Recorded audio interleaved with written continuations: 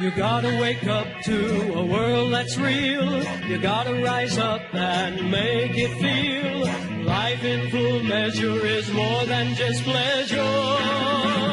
Wake up and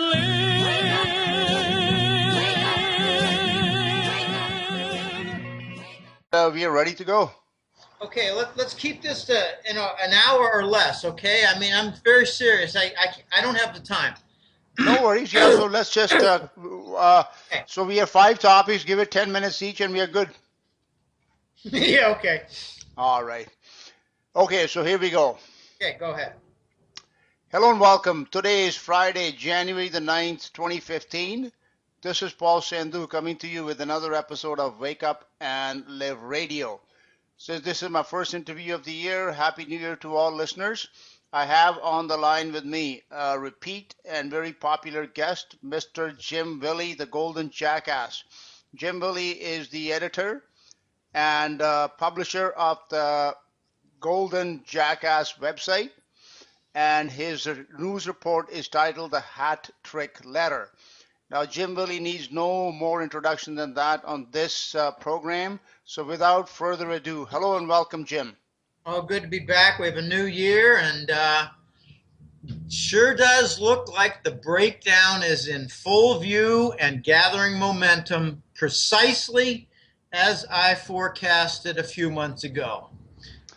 Everything is breaking. Everything is breaking. Nothing is being spared. Okay, we would like to have some elaboration on that. So let's begin with the story of the past month, I would say, which is the price of oil. This is a very mysterious story to me, and I really have not been able to make there's so many conflicting reports as to what's going on.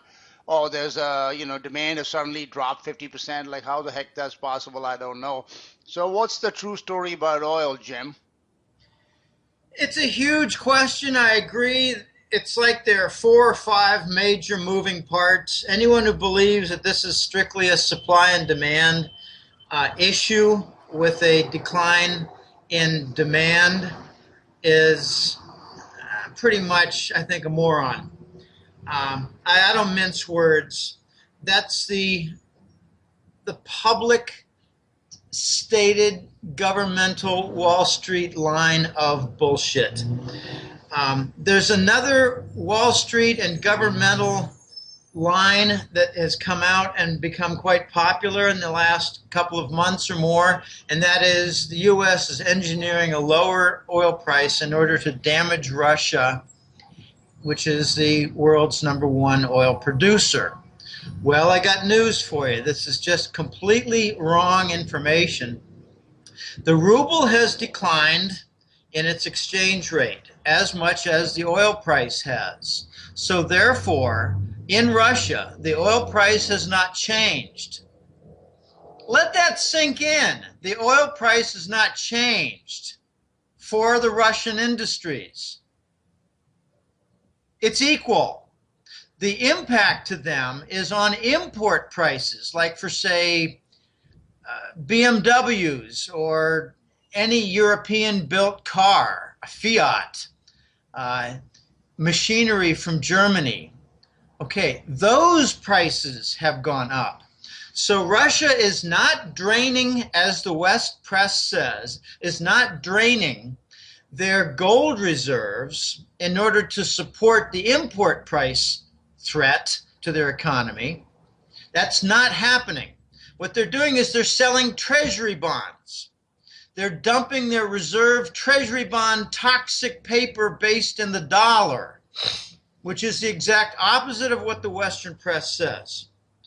Okay, that's a very important point because the Russians are converting all the foreign toxic toilet paper that they receive for metals and energy sales to the West, converting it to gold, the exact opposite of what the corrupt propaganda in the West is stating.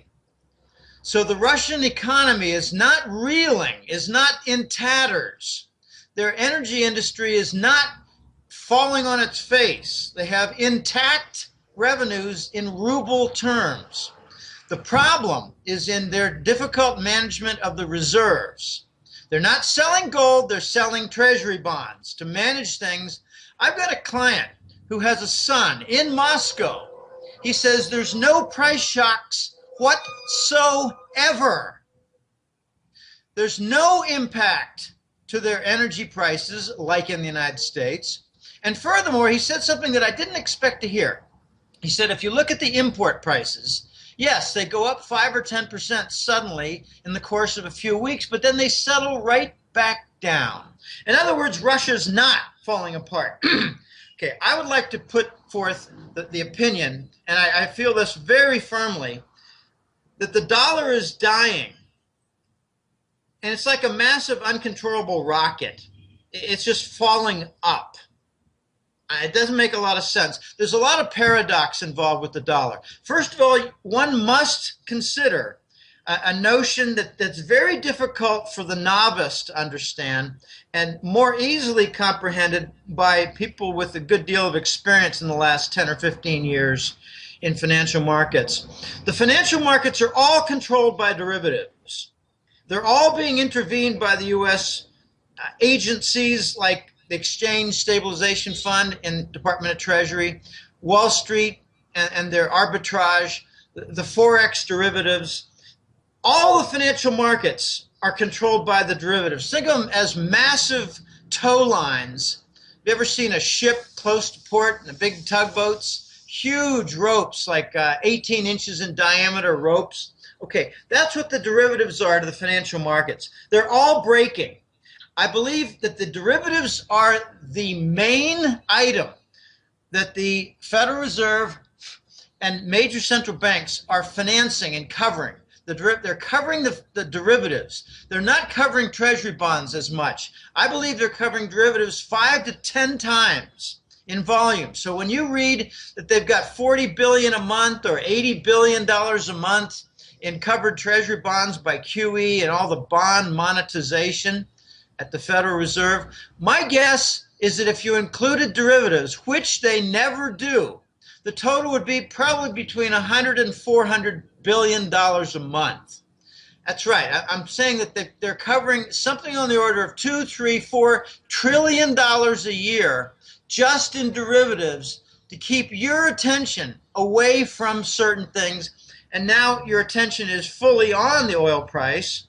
We're getting sub $2 gasoline, I believe, or is it sub $3? I don't know. I'm not living in the United States, but we're getting a tremendous drop in the gasoline prices. There's a different argument that I'd like to put forth, and that is, I firmly believe, like with 90% of my gut, China and the Saudis are wrecking the U.S. oil industry by dropping the oil price. And they're doing it with a little bit extra output at a time when demand is actually falling. The Nigerians are, they're desperate too. They're seeing their currency go down about as much as the oil price in dollar terms. So Nigerians are not in trouble on internal revenue. Where these nations are in trouble, but not Russia, is in their foreign debt. With the falling oil price, they're getting, with the rising dollar and their currency declining, what these nations like Nigeria are seeing is an increase in the effective value of their debt. Their debt's in dollars. Imagine you've got a car loan, Dash. Right. And you owe $7,000 on it, but then suddenly it's 11 because of currency problems. Went from 7,000 to 11,000. You can't afford the monthly payments anymore because they too go up because they're priced in dollars. So Indian debt, European debt, your Asian debt, Australian debt, African debt, Middle East debt. A lot of it is based in the dollar. And remember, we had 0%, have had 0% in the United States since 2009. So there could be up to something like $9 trillion in just carry trade debt. Add on to that the emerging market debt. It could be that the United States is trying to increase the the dollar value in order to wreck the Asian and emerging market nations because they've got so much dollar-based debt, and they want to interrupt their efforts to create a gold standard through the trade door. This is enormously complex, but here's a piece of evidence that I just got today. In Canada alone, if you look at the number of oil and gas drill rigs, just since the end of November until about now, you got a 64% decline in 5 weeks, from 438 rigs at work down to 156 now. That's a lot more than the oil sands, Dash. That is huge. That is huge. Yes, and even like I read down in the States as well, a lot of these shale businesses are already going bankrupt and going belly up. Yes, and there's another major point. As the breakdown occurs, each nation is pretty much on its own. Their central banks are doing what they can to bring about a decline in their own currencies. This is a climax of the competing currency wars. Notice the United States decided in November, well, we want to bring an end to QE and stop the bond monetization because it's wrecking the whole global financial structures, and the world is on to our game. So they eyed the Japanese government pension fund at 1.2 trillion. That sent their currency, the yen, down 10% or more. It's stabilizing now, but I'm on record as saying that I think it's going to cause an East Asian currency war. I'm talking about China, Korea, maybe Taiwan, in addition to Japan. Japan's causing this. So if the United States wants to raid the $1 trillion pension fund in Japan and force the Japanese to go into infinite, they called it unlimited QE. That's infinite. There's no limit to what they will do. They'll print trillions of dollars to maintain their system. It's the dollar system. They're acting as lackeys for the U.S. central bank. They're under threat of being murdered by the underworld. It's something that's a very deep and dark, ugly secret. The United States maintains threats to Japanese bankers. We will kill them if they change their policy. I think Wall Street ordered the yen carry trade by virtue of saying, bring it down to 0%. We want to borrow that money and invest in treasury bonds. Okay, so sacrifice Japan, and with all that free money, let's invest in U.S. stocks and bonds. Oh my gosh, this is very ugly. But there is a lack of coordination now among the central banks. They're all on their own. They're all defending their own turf. And at the same time, anyone who believes the International Monetary Fund is going to come riding to the rescue with trillions in bailout money is an absolute imbecile, moron, and fool. That includes Jim Rickards, who I believe is a trash-talking, idiot, arrogant ass who talks about the super sovereign IMF basket. No, we're not going to invite into the basket of IMF currencies called the special drawing rights, right, SDR. Thank you.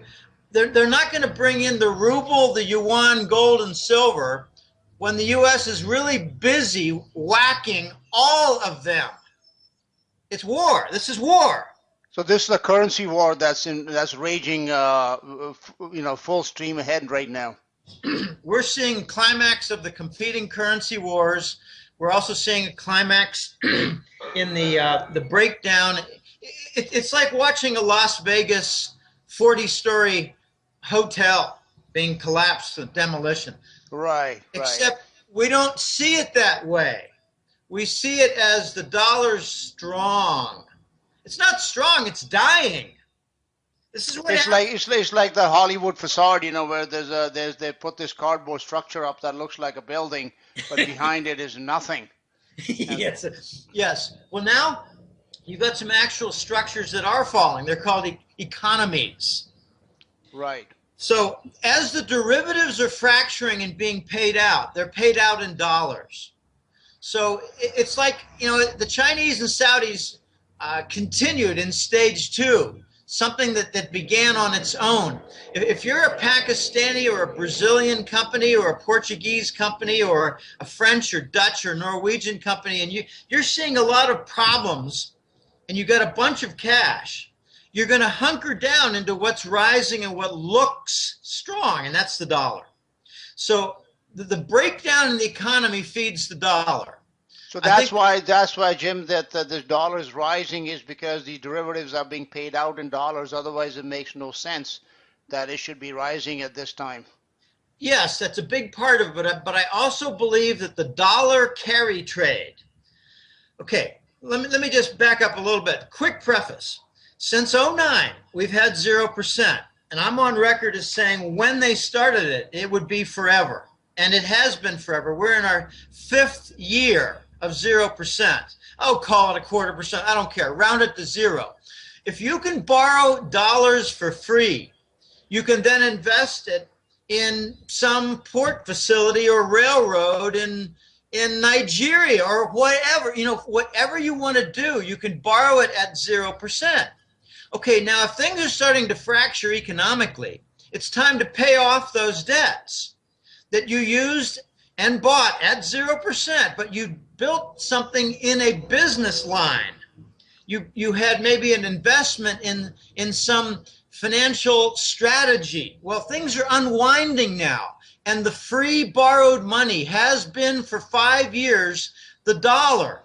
It's going away, so they're repaying their debts. Right, okay. Bringing down their dollar balances by paying back in dollars. Okay, so a sign from many different angles of the global collapse is the rising dollar. I've said for 3 years the dollar's going to rise, then rise some more before it dies.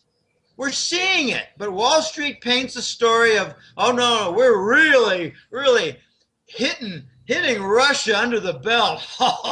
No, we're not. We're killing our own oil industry. We're going to earn Rockefeller wrath pretty soon, if not already. Now, we're defending the dollar now with war. Well, I think our enemy states are adding to our woes, and they must be really laughing. If they read a press report that the U.S. is arrogantly flexing its muscles for the damage it's doing to Russia with a falling oil price, the Chinese and Saudis must be really laughing hard, because look at the marginal production of oil. 85% of all the new oil production in the United States and the world since 2007 has been from shale, and it's higher cost. Yes. So the Saudis and China might be eliminating that marginal output. Well, that makes sense. Like, this never made sense to me, that if demand is falling, like, why does Saudi Arabia and all the other countries not cut back production? That would be a logical thing to do to maintain the price. But they're all announcing openly, no, we are not going to cut production. So there's something else at work here, and that makes sense that they're trying to destroy the shale oil industry. That's what I think it is. And, at the same time, Europe is a giant story. We should get to that. All right, let's move on to Europe now. With Europe, I've come across some stories recently, like the former Prime Minister of Italy. These Russian sanctions were meant to hurt Russia. But from what I'm reading, Jim, is that it's actually hurting the Europeans. That, like I said, the former Italian Prime Minister's, crying the blues. François Hollande came out, the president of France, that, we can't keep these Russian sanctions going. Angela Merkel's been making noises. So why and how is it hurting the Europeans more than the Russians? So let's move on to Europe. That's the next big story that I'm seeing playing out right now. Well, the Russians are really quite nimble. I'd be crazy if I said the Russians aren't hurting a little bit. Obviously, they're disrupted. I don't think they're crippled like anything that we read in the U.S. and Western press. The Russians have found a second source for food. It's called South America. I also believe, I can't prove this at all, I believe that they're using Turkey to access some European food supplies. Turkey Turkey will sell anything. Turkey's an outstanding, historically established intermediary of whatever you need. Right. Okay. Okay. It's at the crossroads between Europe and Asia, and they have always facilitated trade, yes.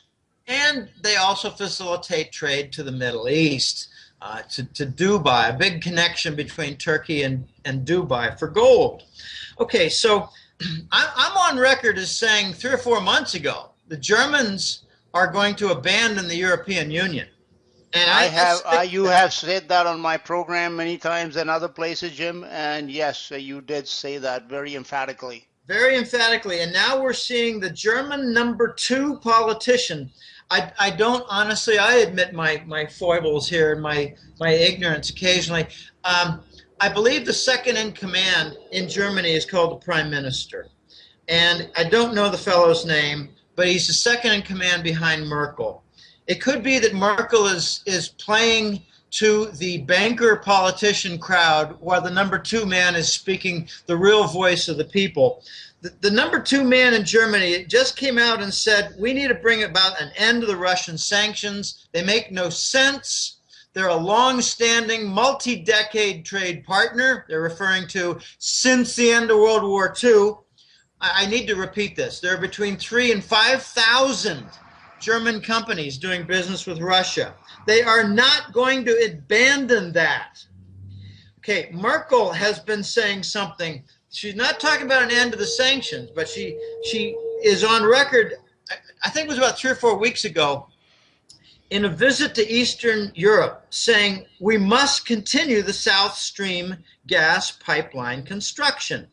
I think she's playing to Hungary and Bulgaria, which are taking bribes right now by the U.S. government in order to obstruct this pipeline.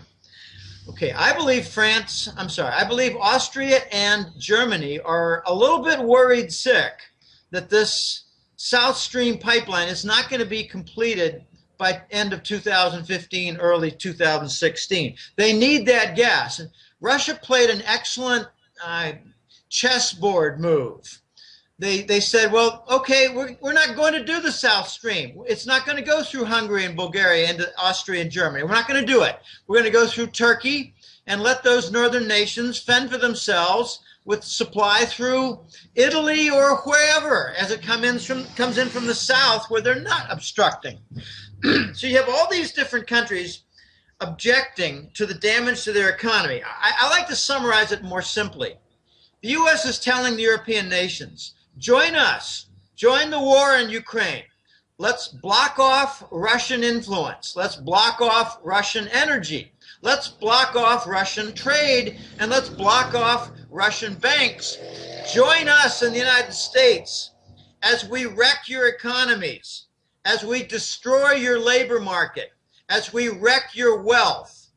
Join us fascists who are in full face, exposed as fascists in Ukraine. Join us and kill your countries.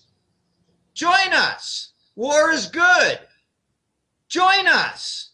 Poverty is your future. Join us. Join America. And I think Russia has made a brilliant move. A couple of weeks ago, they said, we are going to cut off energy supplies to any nation in Europe that harbors CIA torture prisons. Wow. How can a parliament in France vote against that? Wow. These are major chess moves in progress. And I think we're going to get more and more exposure, I think, to U.S.-based terrorism. So this French thing that happened yesterday in Paris, is that somehow a byproduct of all this? I think so. Wasn't it just 2 days before that the French President Hollande announced that he sees futility in the Russian sanctions? Yes. Okay, well, how many days passed before an event took place? This implies, if I'm correct, and I'm 95% sure I am correct, this implies that Langley and U.S. security agencies had terrorists cells in place waiting for their orders in France. Now, those who are new to this, you really need to wake up to some history. Since the 1960s, United States security agencies centered in Langley. Langley is not a hedge fund. It's the headquarters of the U.S. Security Agency. Since the 1960 decade, there's been a very nasty, violent movement called Operation Gladio, Gladio. It sponsored terrorism and hid behind elements like the Red Brigade of Italy, the communist organizations. It hid behind them, I should say, maybe allied with them, made alliances with them, and spread bombings and terrorism all across Southern Europe in order to heat up the Cold War. I'm sorry, that's contradiction. In order to heat up the war that became known as the Cold War with the U.S. versus the Soviets. There's always a desire by fascists to have a constant state of war. I believe we're going to start seeing exposure of the U.S. terrorism for foreign policy. BNP Paribas was involved last year in assisting Russian oil deals, and I believe in assisting Chinese gold acquisitions using treasury bonds. So the U.S. attacked BNP Paribas and is trying to get it folded under an entity where the U.S. can control its operations. There's more. The U.S. was involved, I believe, in the hijacking of kidnapping of a Saudi royal. He had in his possession, this happened about 3 or 4 months ago, he had in his possession Russian oil contracts. Then you had the Total Marjorie, the executive. Right. And he was killed in a freak airport accident where bullshit. A snowplow hit his plane. Right. Okay. That happened. That's a very frequent occurrence. You know, in Canada we get a lot of snow, so we hear about planes hitting snowplows all the time. Yeah, there's one a week, I'm sure. Yeah. Or one per lifetime, because I can't remember a single one. We're starting to see more clear linkage between actions of nations against the dollar and terrorist events. I remember like it was yesterday in Oslo, Norway, the middle of 2011, there was a big attack, violent attack in office buildings in Oslo. And when I did some investigation, I found out it was British intelligence that committed it, hired the fellow, and the motive was that the Norwegian pension fund, which is their large sovereign wealth fund based on North Sea oil and gas production, their $600 billion pension fund, they refused to invest in London. They didn't want it involved in the London banking center. Next thing you know, we have an Oslo bombing. Now, I think we're going to start to see more and more linkage. Wait to see in the next couple of months where leaders in Europe say we will not submit to U.S. terrorism just because we don't want these sanctions, just because we want to move away from the dollar. Now, the U.S. is doing something, I think, very clever, very evil, and sinister. They're trying to annex Europe right now using 2 devices. One's called the Transatlantic Trade and Investment Partnership, the TTIP. Look closely at it, and you see a trade union, a trade pact, that's based in corporate power grabs, very onerous patent ownership laws, very onerous means nasty, vile. Very vile legal resolution opportunities, in other words, court procedures. It involves genetic modified food again, and involves internet censorship with almost complete corporate power. Okay, that's one thing that they're trying to jam down the Europeans' throats. I call it annexing Europe. The second thing they're doing is, because of the Ukraine war, they're trying to fold all the member state political helms, the power centers, the presidents and prime ministers. They're trying to get them in Europe to report to the NATO Supreme Commander because they're in a state of war. They're, in a sense, without saying so, trying to impose effectively martial law in Europe and fold the president's offices in member states under the NATO Supreme Commander. I'm hearing one country after another mention some political decision, and they say, well, we had to get approval from the NATO commander before we could do this. Okay, so on a trade basis and on the political basis, the U.S. is trying to annex Europe. And I think they're going to fail. They're going to upchuck this American jammed power move down their throats. It's just not going to work. They're going to come out real soon. I think, I don't know when, but I'm on record as saying by the end of January, and as we get into February, you're going to see breakdowns and a lot of pressures toward movement away from the dollar internationally. And I don't know where the fuse will be lit. I don't know where the crack is going to form. I just know that the timing is going to begin pretty soon. We're starting to see all the major financial markets crack. And they're cracking on the upside while oil is cracking on the downside. This is an amazing situation that's going on. And notice that Europe, you're seeing the Dutch, the Germans, the Austrians, they're demanding their oil. I'm sorry. They're demanding Gold, Jim.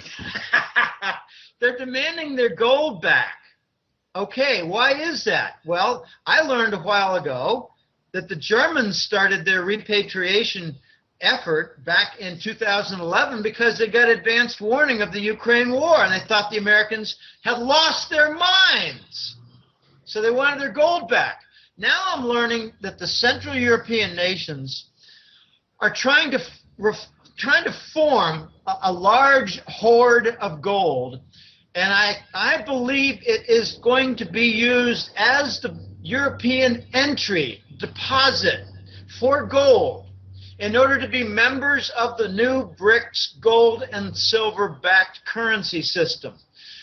The Europeans of Central Europe cannot join the BRICS currency system backed by precious metals without submitting their gold deposit. So they want their gold back. And I like to make a footnote comment.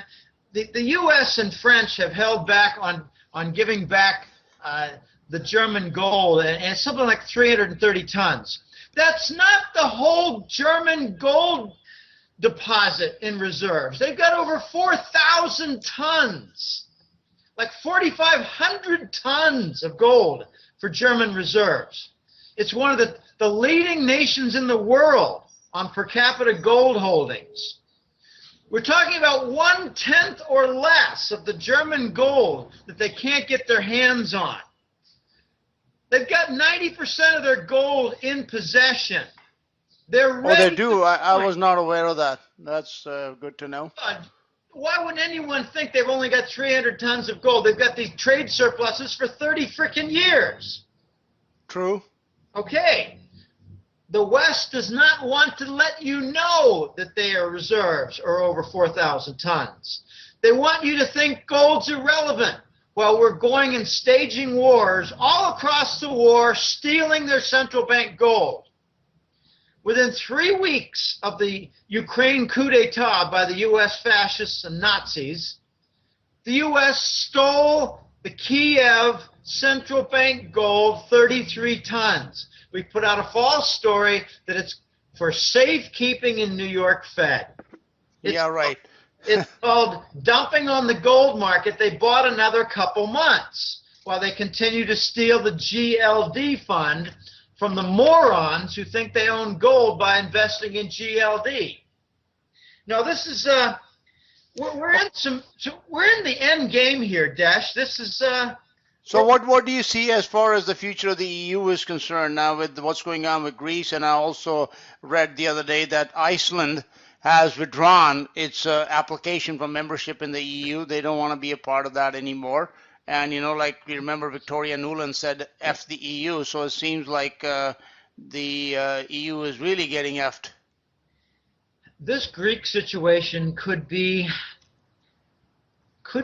a real big fuse. I honestly, I don't have it all figured out.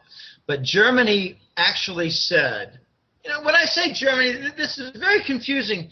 Germany does not speak with one voice. Germany does not think with one head. It's like you've got many camps, but there are two major camps in Germany. One is the politicians and bankers, and the other one is the industrialists and the commerce and the people who work for them. The banking labor force is very small compared to the industrial labor force, like people who work at Siemens or BMW or Mercedes or Audi or Volkswagen. They got 4 major car makers that export across the world. Okay, when I say the Germans made a statement, I mean that it came out of the official pronouncements, meaning politician, banker, and news media. The industrialists do not control their news media. The United States does. When they came out with a statement a week or two ago saying it would be no big deal if Greece leaves the euro, the union. No big deal if, I think they implied no big deal if they defaulted on debt. I took a step back and raised my eyebrows and said, huh? Okay, this could be the good element of Germany making a decision to allow Greece to default with Russia-Chinese blessing, knowing that doing so could bring about a lot of havoc to London and New York banks. In other words, the Germans might let Greece go to cause the chaos for London and, say, Brussels with the European Union Commission and the United States, to cause sufficient chaos to allow Germany to then say, this union is no longer viable. Right. That would be a good excuse, yes. This could be the necessary chaos. I don't know. You can't say, well, let me check. I'm going to go look that up. You can't say, let me call Jamie Dimon. And, I've got his ear. He'll let me know what's happening. No, I've got my own sources, and we've got some information. We do some intelligent conjecture. And I love the word conjecture because it sounds better than guess. Right. We've got some intelligent, critical thinking that you could call conjecture that seems logical, well-founded, ties in with other concepts, and it's starting to look like Greece might be let go. They might be thinking, we can't afford Greece anymore. We took all their gold. We snatched a lot of their prized assets. We don't need them anymore. We've gutted them. Let's just throw their dead bodies that are missing major organs into the woods like they're doing in Ukraine, where I believe the U.S. and a small nation in the southeast corner of the Mediterranean, allied with the United States, I believe is involved in human organ transport, trafficking. There have been over 3,000 cadavers that are missing major organs found in the forests way outside Kiev, Ukraine. Now, this kind of information, Jim, is for most people, is so far beyond their normal, world that they would find very, extraordinary perhaps. But this nonetheless is true. Actually, the other day I just watched this movie titled The Whistleblower, and that is about human trafficking by the UN. It was based on a real story in Bosnia. So this has been documented that the United States, and this was all done with the complete blessing of the State Department. So, these kind of things go on. People, need to again wake up and realize that the depth of the evil that pervades the psychopathy of these people is beyond any, what we would term normal human behavior. Yes, it is. I'd like to mention what Ukraine is well known for. Okay, I don't think you need to convince people of white women trafficking in Eastern Europe. I think they're pretty well tuned into that. They may not believe that the U.S. and the Nazis in Kiev that we've installed are real big participants in that, but I can assure you they are. Okay, here is what Ukraine is historically known for: drug trafficking and banking of the funds. In other words, narco money laundering. Here's something I only learned about a few months ago. The Nigerian fraud that you see online. Hi, my name is Prince Makutu, and if you just send me $100,000, I can have you participate in a $5 million profit sharing. Right. Okay, I've probably received, I don't know, 30 or 40 of them in the last few years. I used to receive a whole lot more when I had a different internet mail service, but now I don't see much of them. I think they get filtered out. Okay, a lot of the banking for the Nigerian fraud is done in Ukraine banks. Okay, human organ trafficking. This is not minor. We've had some New Jersey hospitals implicated, and we've also had a small allied nation located in the southeast corner of the Mediterranean with close proximity to the U.S. politically. They're all over this. In fact, their hospitals are main beneficiaries of the cheap human organs for transplant purposes. Yeah, I heard that Israel's become a major medical tourism destination. And I suppose there's a connection there. Oh, that's the country. Oh, okay. Yeah. Oh, is that what you were referring to, Jim? Hell yes! I'd make a point not to mention the country's name, not to mention the country's security agency that threatened to kill me. Okay. Not to mention the country's capitals. I try not to mention their banks that are involved. Anyhow, everybody knows what it is, so let's so go on. Their banks in Switzerland that took all the Madoff money. Madoff, that's kind of a funny name, eh? He made off. I know. with a few $1 billion, okay. Yeah. But okay, so shall we move on to? Sure. So what do you foresee for Europe then? The split from the U.S. is very much in the works right now. It's ongoing, and you think that it's going to accelerate in 2015. Is that your conclusion? Yes. Okay, wonderful. Now, what about the U.S. itself? Now, they have been working very hard to try and isolate Russia, but from what I have been reading and seeing happening is that it is the U.S., on the contrary, that is actually becoming isolated as, superpowers like economic and military superpowers like China are now, coming on the scene in a much bigger way than we've ever seen before. The actions in Libya, Egypt, Syria, Ukraine, Venezuela, all these actions are seen as hostility by the U.S. and I believe support the notion that the U.S. is relying on war, subterfuge, theft, and genocide to support the dollar. And as a result, the whole world is starting to isolate the United States. I've heard it now said for 2 or 3 straight years. This comes from The Voice. He's got a lot of European contacts. He said, European executives don't return American phone calls anymore. They don't want to do business with them. They're turning east. And isn't that something, what was that other, the FATCA, I think, or something like that, that's also put a kibosh on a lot of companies. They just, or banks, they don't even want to look at U.S. money anymore. The whole world, from a financial standpoint, has been concluding now for the last 2 or 3 years. Doing business with the United States is very cumbersome. It's costly. We have all these compliance rules. FATCA is just one of them.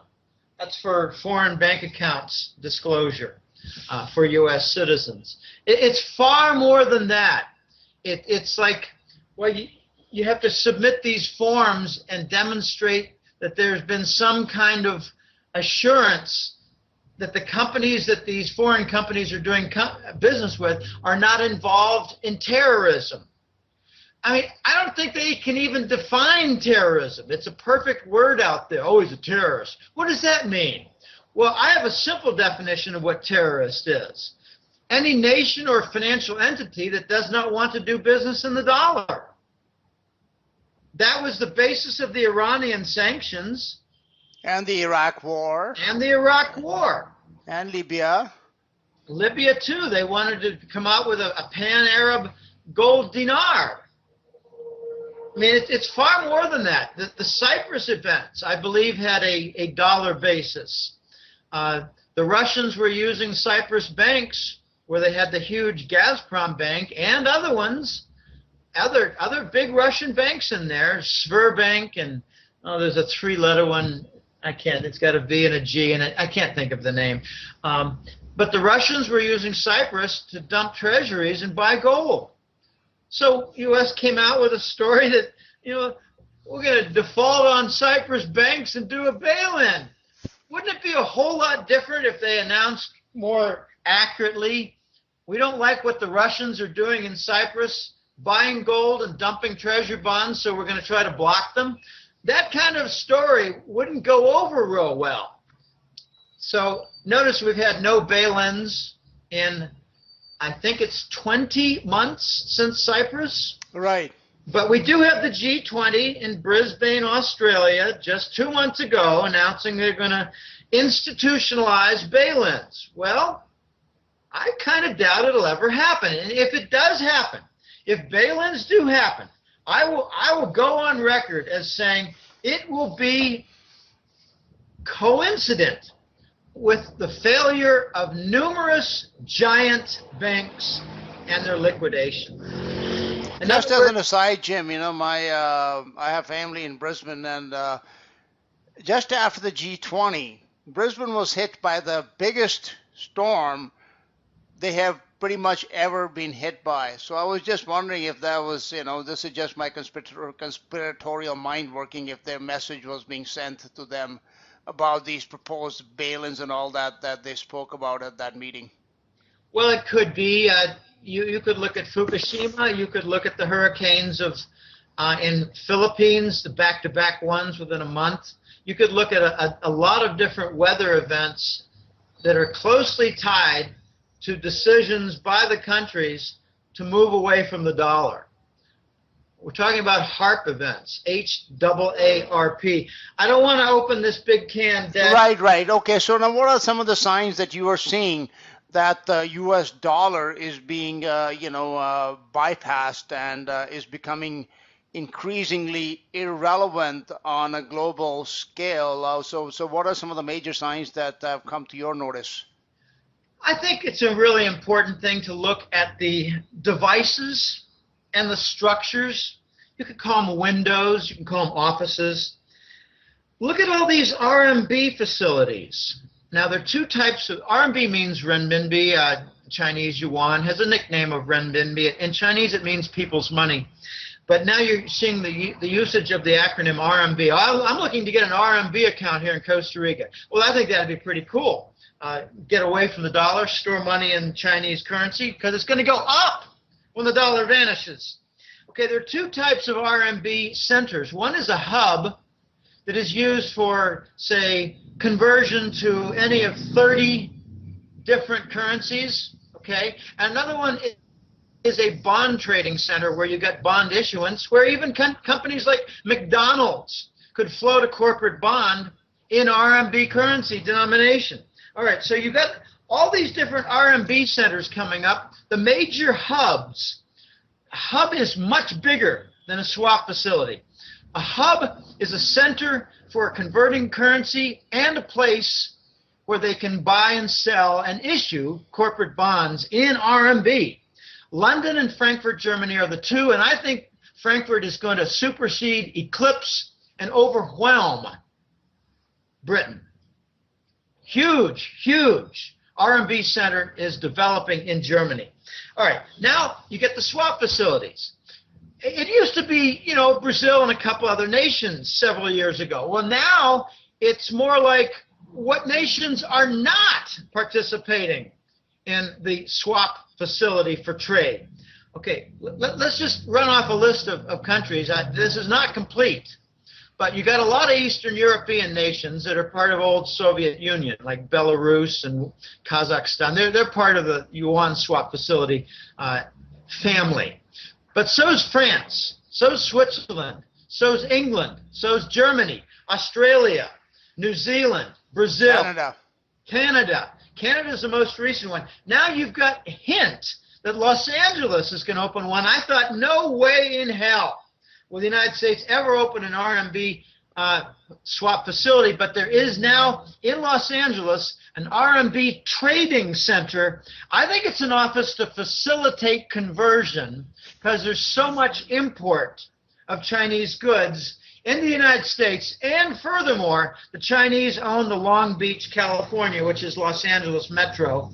Chinese own that port facility, so they want to facilitate the trade. What is a swap facility?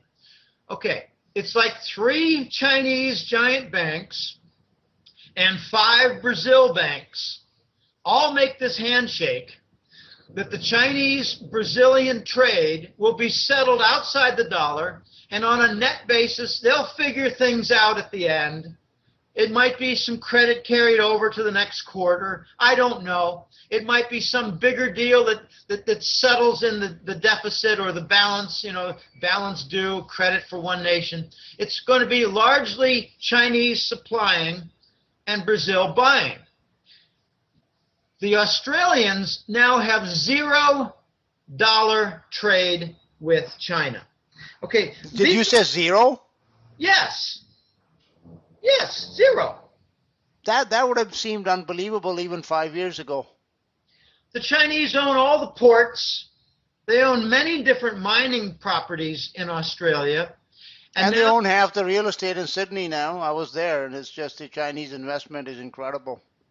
Wow, I didn't know 50%. Well, I mean, that's just my. Okay. I may not be. That may be an exaggeration, but it's huge. It's huge. Their investment on the Gold Coast in Sydney and in their major cities in Melbourne. Yeah, it's huge. If it's not 50%, maybe it's only 46. Right. I have clients in Australia and New Zealand who report to me the Chinese influence in driving up property prices. And a couple people have reported, well, my friend so-and-so sold out 6 months ago, got 30% more than they expected on their home, and now they cannot qualify for a bank loan to buy in their own city. Oh, this happened in Toronto here, Vancouver, in Canada. Yeah, locals are sold out and they can't buy back anymore because the prices have just doubled and more in the past 10 years. And Vancouver, British Columbia, there's a similar effect, but I don't think the property prices have risen as much, but I could be wrong. Maybe they've risen substantially. Okay. They have risen huge. They're like a crappy home in Vancouver, a detached home on a 30-foot lot will be over $1 million now. Well, it's mind-boggling. Okay, so you have these swap facilities for bilateral trade with China. If you have enough nations that create a critical mass, then you've got pretty much all Chinese trade outside the dollar with a significant portion of the world's trading centers. This is how the dollar is marginalized. Now, here's where it gets the final blow. Okay, I'm going to rattle off a list of the major offices. There's the Asian Infrastructure Investment Bank, the AIIB. It's going to be used, and it's being funded already, it's going to be used for lots and lots of Asian infrastructure projects, like port facilities, LNG facilities for liquefied natural gas, bridge construction, railroad construction. They're pretty much linking all Southeast Asia. Just think Myanmar, former Cambodia, Thailand, all these little nations, Vietnam, They're all getting linked up with China using this kind of fund. Then there's also the New Development Bank, the NDB. This has been also called the BRICS Development Fund.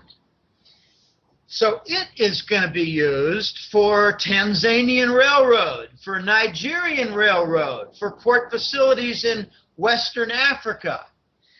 But it's also going to be used, so I'm told, from our conjecture and our hints in my own little private staff. I don't know what we call ourselves. It's kind of like a staff and function, but not in formality. They don't get a paycheck. We work together, the 10 of us. Really smart guys, and I would like to say this on record. Without them, the newsletter would be one notch lower, maybe two in quality. All right. We believe that the BRICS Development Fund, now called the New Development Bank, we believe it's going to become their gold central bank depository. We believe that the $200 billion committed to this new development bank is too much to invest in ports and energy projects and mining ventures and railroads. It's too much. We believe half of it is going to source their central bank with gold. Okay, then they've got what they call the Contingency Reserve Arrangement, the CRA. It's for crisis management. They don't want another major meltdown like in Thailand, the 1995, what do you call it, the Asian meltdown? They don't want another one. So if there's a run on their currency, if they have some debt problems, if they have financial market problems, if they have sovereign bond problems, they want $100 billion, maybe 200, to be at the ready for short-term loans to fix the problems. Because once you fix a problem from a confidence standpoint, you fix the problem perhaps permanently. You stop the whole concept of a run on the Thailand system that affected Japan and South Korea. If you interrupt that early, there might not be a run at all. There might not be any impact to Japan and other nations like Korea.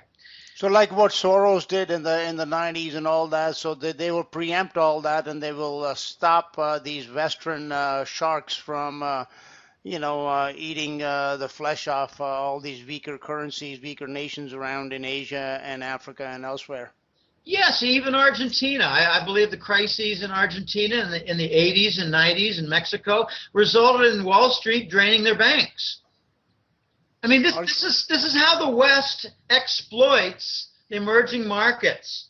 So Argentina has been saved now, hasn't it? Like the Argentine problem could have been way bigger if it were not for China coming in and helping them out in these past few months.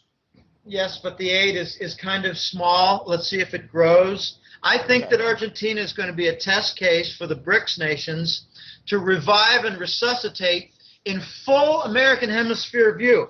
There's another fund, not done. The Silk Road Fund was just signed up by China and funded with $40 billion to improve connectivity between Asia and other parts of the world, primarily, I believe, Europe and the Middle East. This Eurasian trade zone is not Europe and Asia only. It's the Middle East. It's the Muslim centers. It's the Arab centers. They're going to be joined. So it's going to go through the Central Asian republics all the way into Europe.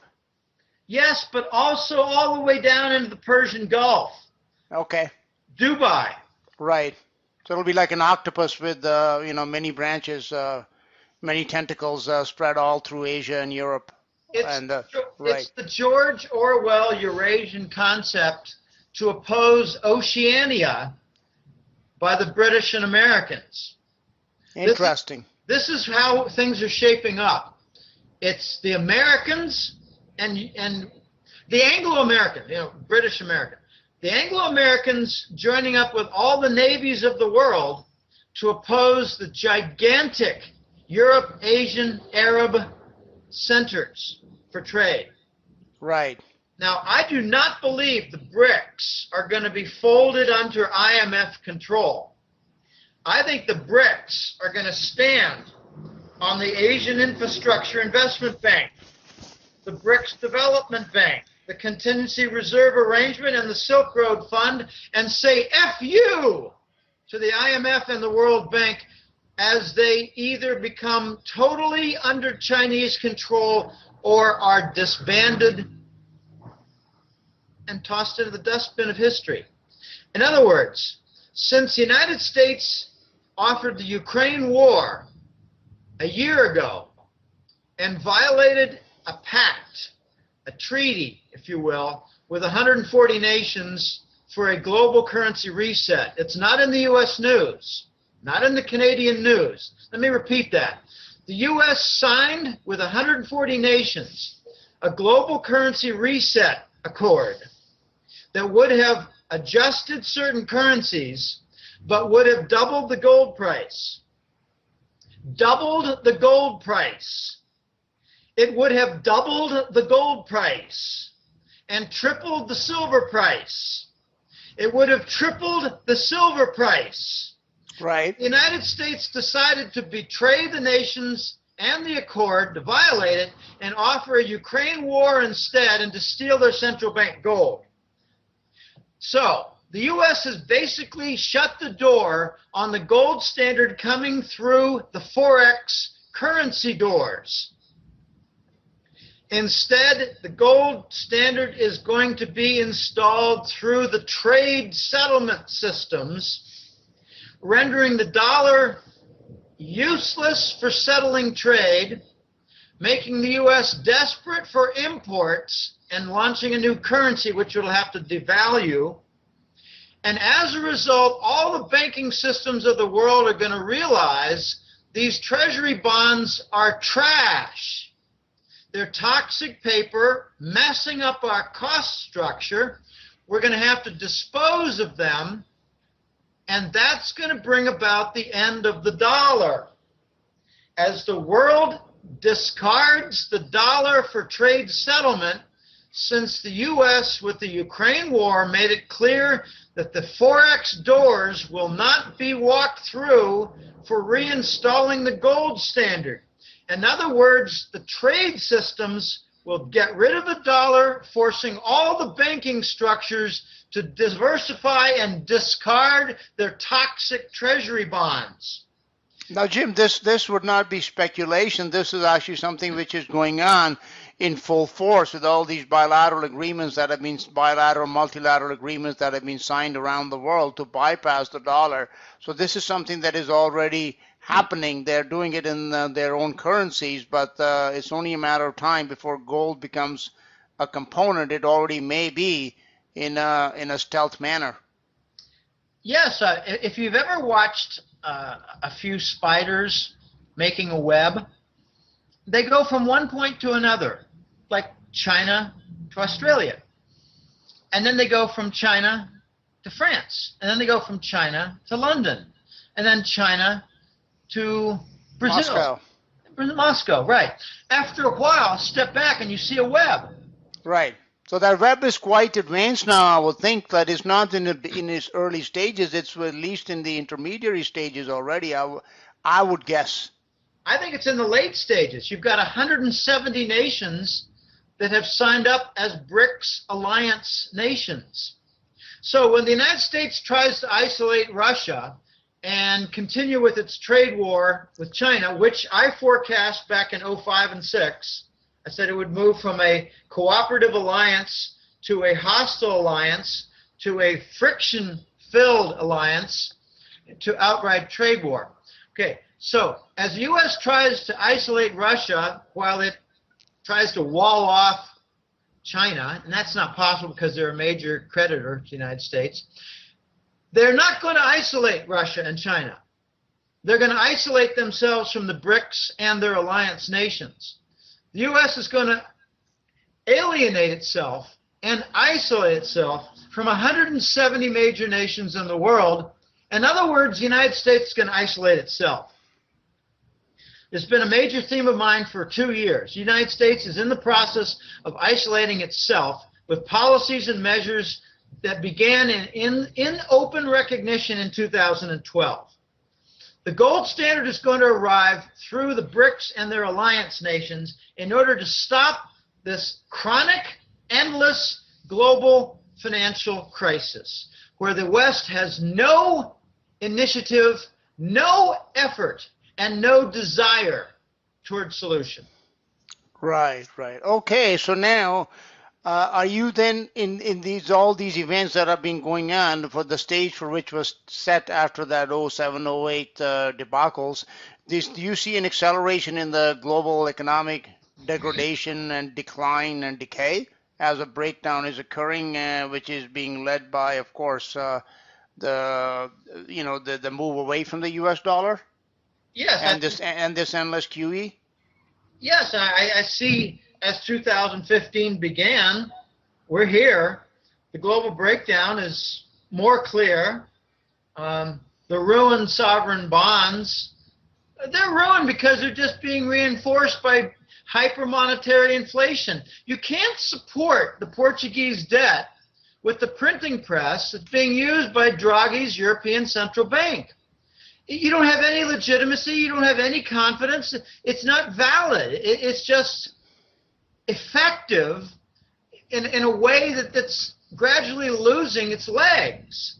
So you have all these nations that are breaking down, and now you have the tangible economies breaking down on the retail side and on their oil industries. This damage to the oil sector is not minor. You have $2 trillion in marginal subprime oil industry bonds. In other words, did you say 2 trillion? 2 trillion. Isn't that bigger than the mortgage bonds? That's my next point. Yes. This is an order of magnitude larger than the mortgage subprime problem that blew up and caused Lehman Brothers, or actually would have caused the death and destruction and failure of Goldman Sachs if they had not sabotaged Lehman Brothers.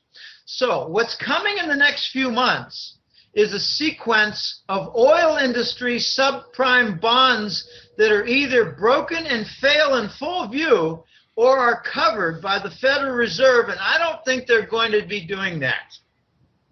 So 2015 is for open recognition of tangible economy destruction, not financial economy destruction. The financial center destruction has been very obvious since Lehman Brothers in 09, 10, 11, 12, 13, 14. All these years we've had insolvent banks propped up by easy money, QE money, toxic bond redemption, all these patches out of the Euro Central Bank, all these. So 2015 is also going to see, I think, a worldwide call to put an end to the dollar. To stop. I mean, like, okay, when you say a call, Jim, like, is that going to be like something that is going to be openly announced? Because I mean, behind the scenes, this has already been happening. So you anticipate that this is going to be an open call for this coming from some of the major centers of the world? Well, it's happening already in Russia for several months. China. Yes, the Russians have been very loud about it. I have read that. Yes. But so have Chinese. They're echoing the Russian call. And now the BRICS are speaking more loudly. You know, take a look at the G20 meetings. The last 4, 5, 6, 7 of them. The most important announcements have come from the BRICS conference that happened at the same time. The G20 is morphing into a BRICS conference, slowly. So the G7 is basically becoming irrelevant then? Exactly. 2015 is going to be the year where the BRICS alliance comes to center stage and makes open calls that are joined by Western major allied nations for the end of the dollar. They're going to say the gold standard is the solution. We've been avoiding it all this time. Now is its time because we don't want our economies all to fail simultaneously. I believe this is part of the New World Order crap. collapse the economies, bring about a totalitarian global state. I heard it said that some of the good forces that want to oppose the dollar, oppose the Anglo-American fascists, they want to collapse the banking system and economies in order to kill off, in a formal sense, the Anglo-American global banker cabal. But I don't think that's correct. I think a collapse of the economies and financial structures and banks would make it easy for them to declare martial law and put in these emperors, these regional emperors that will not honor national boundaries and will bring about new laws where people will be executed if they don't comply. And, could be other strange things like a forced, one world religion. I don't know. But 2015 is the year. This is the year that I'm not going to go on record saying this is the year the dollar dies. No. This is the year the dollar suffers some very severe, if not fatal, heart attacks and very severe, if not fatal, cracks in the tangible system. So how will that, this is a question that one of my American listeners had sent me to ask you, is how will that affect people that are living in the U.S.? Their national leaders are going to explain to them the urgent need to come up with a domestic currency. I call it a republic dollar. It's being called a treasury note dollar. I also like to call it the shit dollar, because if the U.S. loses the global reserve U.S. dollar as it's known now, the Federal Reserve note dollar, if the U.S. loses this exorbitant privilege, as the former French President Valéry Giscard d'Estaing called it, if the U.S. loses this exorbitant privilege, it's going to have to pay for its imports. It's going to have with real money.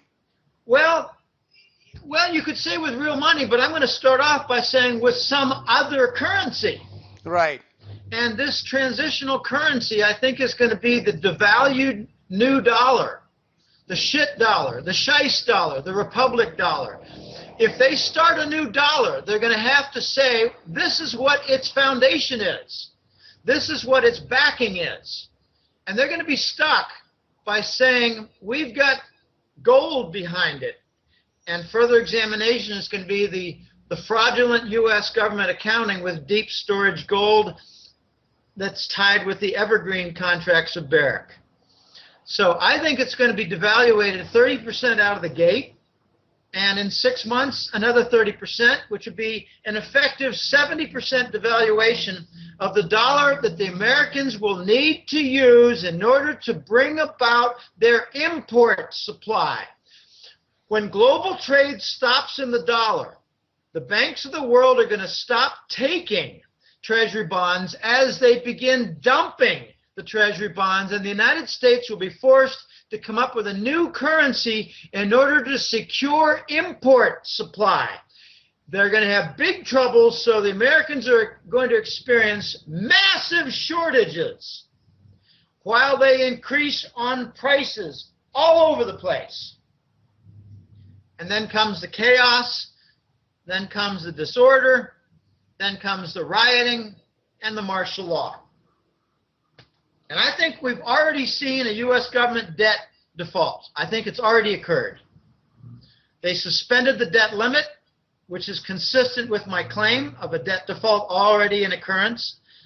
The Federal Reserve now reportedly has Chinese controlling interest of its cabal.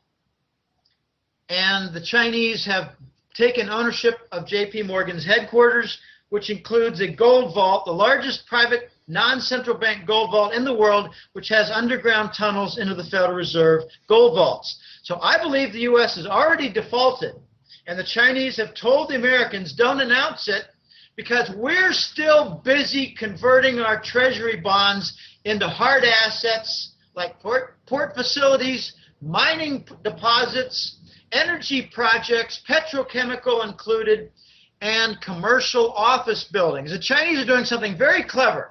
They're putting billions on deposit at Wells Fargo and borrowing 5 to 7 times as much from that collateral to buy U.S. commercial buildings.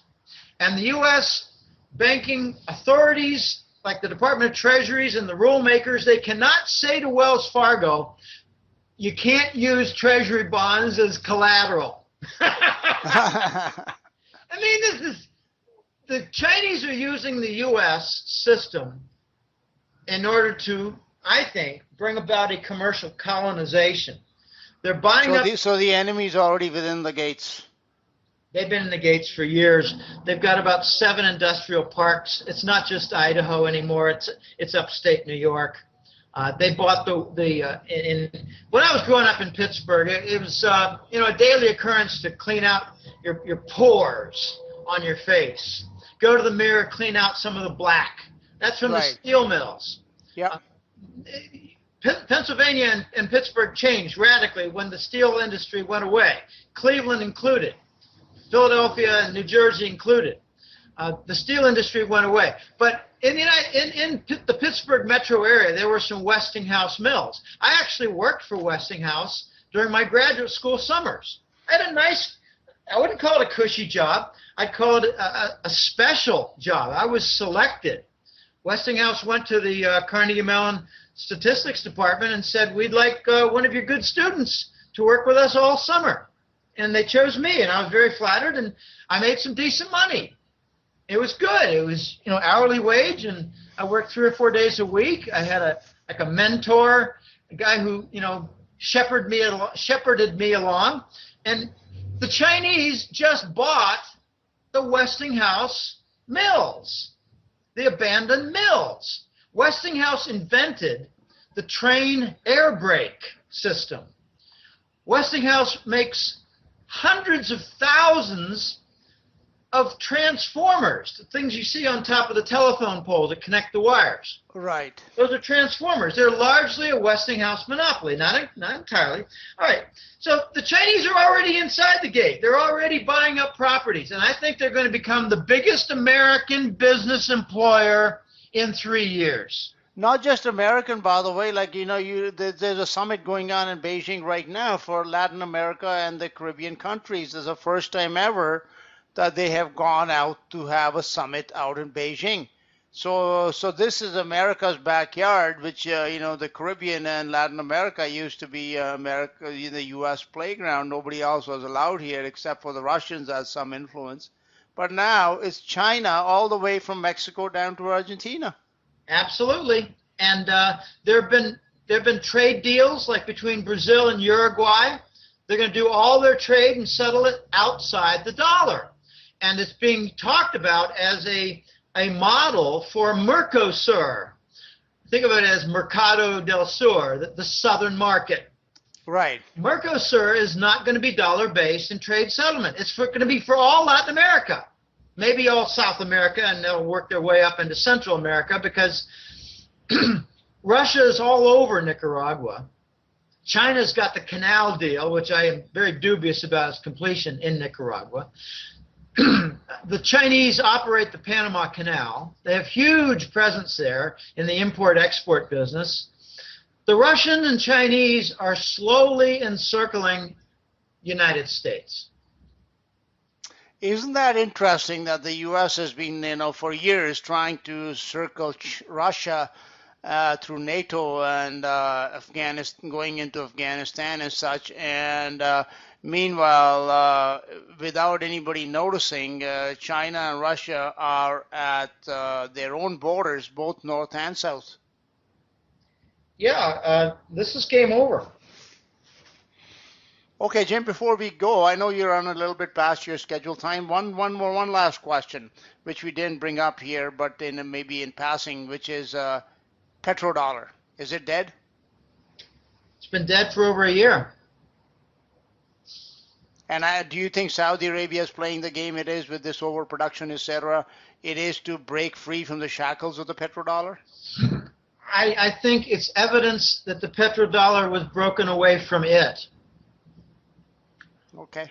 I think the systems now are all broken behind the scenes for linking the dollar to crude oil. This is paradoxical. As the systems and the cables break, the dollar is free to rise because many of the derivatives are priced in dollars. They're created by the Anglo-Americans. When they break, they're dissolved. They're paid out in dollars, which brings about this queer, bizarre dollar demand. I think the petrodollar died over a year ago when you saw the Brent crude oil price converge to the West Texas price.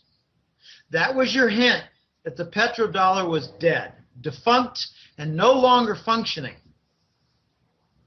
I think that has to be the story of the century so far, this death of the petrodollar, or this decade anyways. So let's see. I think it's going to materialize rather quickly now. The next stage where countries are openly going to start buying oil and trading oil once their contracts expire in non-dollar terms. I think it's already happening, but it's going to gather pace, and I think 2015 will be certainly instrumental in bringing all that about.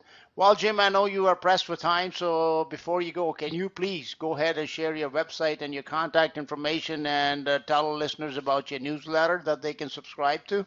Sure. I won't go into any long description, but www.goldenjackass.com is the website. There's a lot of free material in there. There's far more radio interviews and links for people to tap into them than there are public articles. I wrote a public article this week, for instance, and I hadn't written another one since early November. I used to write about 45 a year. It was almost one a week, but now it's every 2, 3, 4 weeks. But you know, I had some personal things happen in my life. They weren't bad, just disruptive. I had to deal with some things, therefore I didn't write a public article 3 weeks ago in early December. And then Christmas came, and you know, a lot of things happen in Christmas, and distractions and shopping and seeing some friends. And so there are many more radio interviews on the goldenjackass.com website, but there are some public articles that are worth reading, I think. If people are new to this, you know, come up to some speed, get some speed, and you know, become more familiar, because the dollar is going to go away and change American life, turning it on its head. After you get some speed, or even if you want to go straight into it, be my guest. I have a lot of novice type readers who are learning quickly. Sign up for the Hat-Trick Letter. It has 2 parts. It had its 10th anniversary in May. It has 2 parts. Each is a monthly publication. It's the Global Money War Report. That's for high level. And it's the Golden Currency Report for ground level.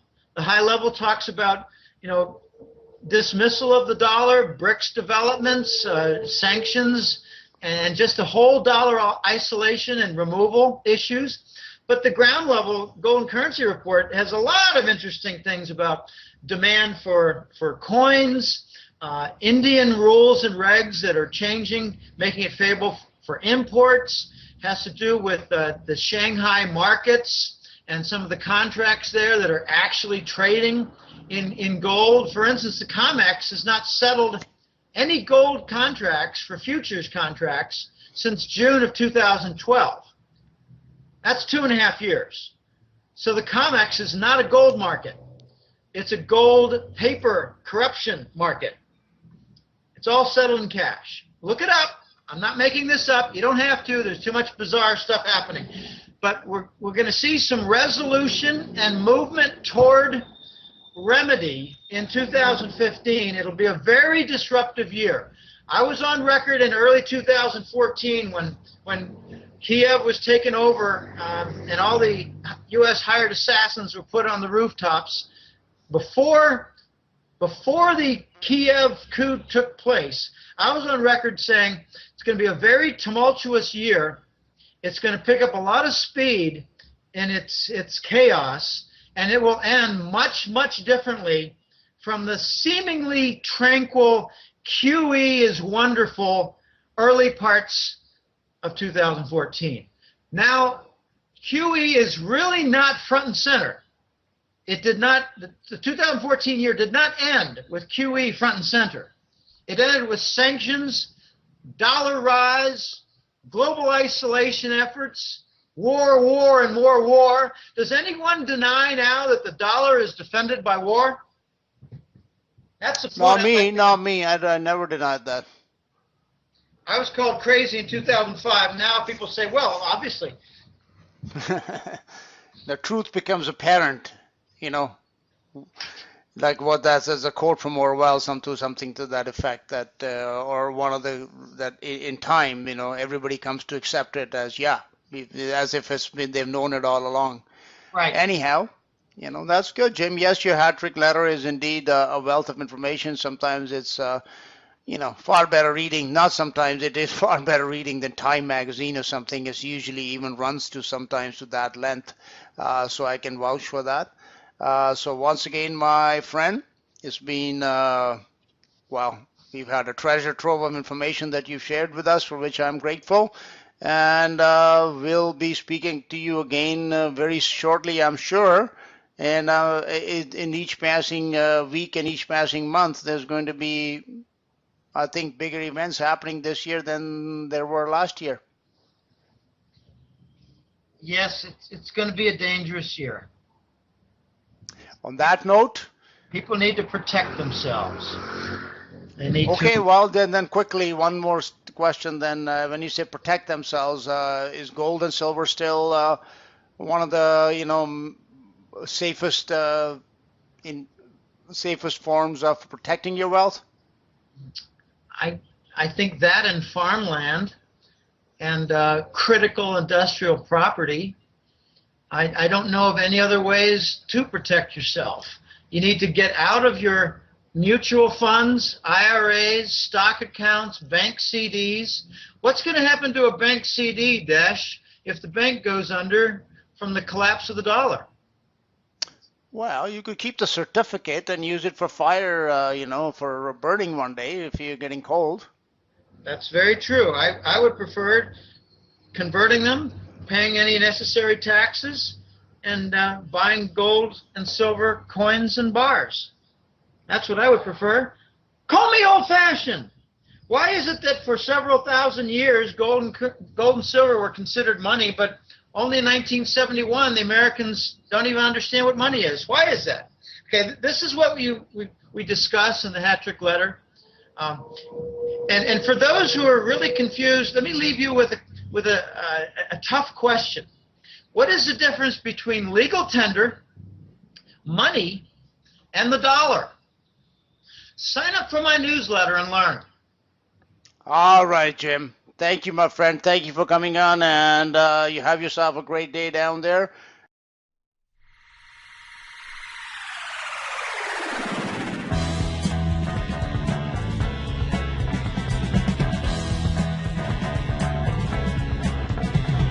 As you're passing by, a teller tells you what you need. Don't go by if your life is a pocket full of greed. It won't let you in. Should I take an umbrella? I hear it doesn't rain, except on those leaving here abrupt with money pain. 'Cause they don't got it.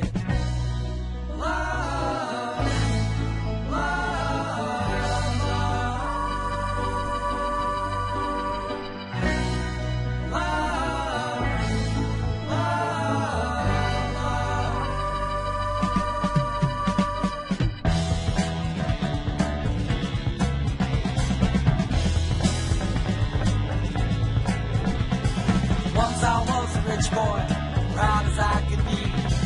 Burning window was a place in twilight fantasy. Now to know that I've been there, it's quite a different world. But I don't think I'll lure you in, well, it's best you find yourself. I pray you find it. Love, love, love. Love.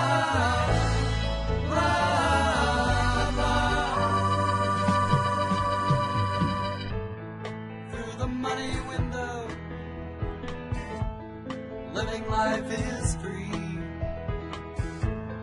Once you're through the window,